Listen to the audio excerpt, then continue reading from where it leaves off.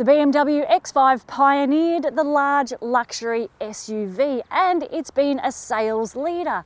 In 2018, it easily outsold the GLE and obliterated the Touareg. It feels unstoppable. Whoa, whoa, whoa, Nadine, have you seen the Touareg? Have you been inside it or driven it? And don't get me started on the GLE. That is all new from the ground up. I think this contest is going to be a lot closer than what you're alluding to. Right you are. Let's get to the bottom of this.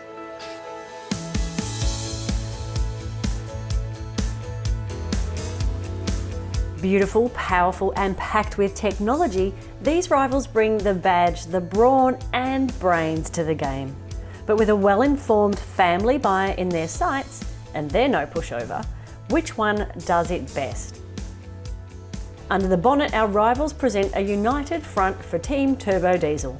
But does the smaller 4-cylinder engine in the Benz lose out to the bigger 6-cylinder BMW and Volkswagen?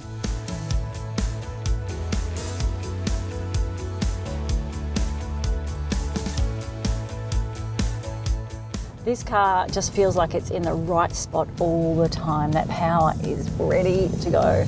It's such a smooth powertrain and refined, and it makes a little bit of noise. Yeah, but it's the kind of noise you want to hear. It sounds good.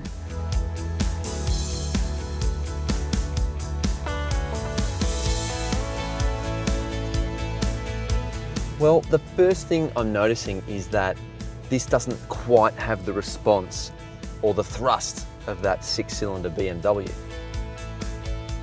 I gotta say, ride comfort, definitely better in this than the X5 as well. Yeah, it feels soft, and I think that's something that's going to appeal to a lot of people.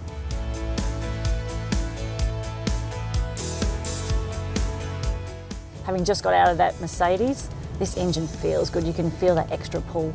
Yeah, that 6-cylinder, larger displacement, more power, more torque. It definitely feels a bit brawnier. So in terms of ride comfort, the Touareg feels like it's hit a really good middle ground. There's definitely really good bump absorption there, but it's not quite as firm as the BMW. So the BMW has the best drivability, the Benz is the cushiest, and the VW is a blend of both. All three vehicles have great parking systems and cameras, although the Volkswagen is the only one without a 360 camera. Luxury and technology are arguably more important in these premium cruisers, but which one stands out? The Touareg is by far my favourite where ergonomics are concerned. I get in and I'm really comfortable, and you know that I love this big screen. I love the buttonless screen. It is fantastic. There is nothing else like this screen in the car industry today. It's huge.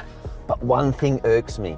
There's no hard buttons. I can't hit demist or defrost. I have to go on the screen. And the other day, I just struggled trying to find simple things. The Touareg does storage really well. I just love the simple stuff. These two giant cup holders are great. The door pockets, massive, and there's a really good spot here for the wireless phone charging. The leather is the nicest, I think. Yes. It just feels really, it's got that edge of luxury, but then it still feels a bit robust. And these are family cars, let's remember. So I think it's really nailed it. So the X5 does have 2 screens, but they are the smallest of the lot. And the instrument cluster has the least customizability too, but it has really cool gesture control. I think incidental storage is pretty good. The door pockets are big, but the cup holders leave a little to be desired. Yeah, and they're not the best position, I don't think. Yeah, when you're changing gear, if you've got a bigger cup, it's going to get in the way. I love the simplicity of this layout in the BMW. It's not as complex as the others, and maybe I'm a Luddite, but I find it easier to use. Okay, the Benz, wow. This is very showy. There's a lot of bling. There's a lot going on. I actually quite like it. I like it, but I find it a bit busy, and I don't like the 4 air vents, and there's a lot of buttons. I feel like the Volkswagen is better. It's more seamless design. It's close, but the rear seats in the BMW offer the least legroom of the 3. It offers a pair of USB-C ports, screen docks and central air vents. The Mercedes has the best rear legroom of the lot and is the only one with power adjustable rear seats and a 3rd row. Central air vents and a pair of USB-C ports match the BMW's convenience features. The Volkswagen backseat has a bit more room than the BMW due to sliding pews, but there's not as much room as the Mercedes. But it has the best amenities with central and B-pillar air vents and 4-zone digital climate control.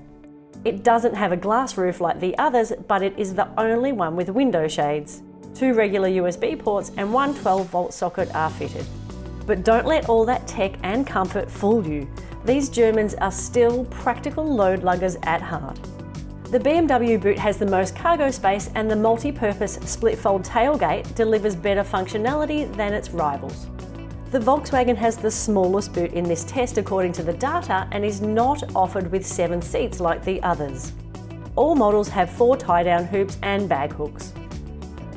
So, the BMW has the best handling, the Mercedes has the flashiest interior with the coolest tech, which leaves the Volkswagen languishing, right? Wrong. It may not have the badge value of its German compatriots, but the Volkswagen is the best value machine here.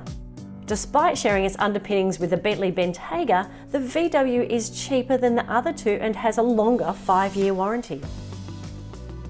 At the outset of this comparison, the question was raised whether the Volkswagen Touareg was worthy, and the answer is a resounding yes.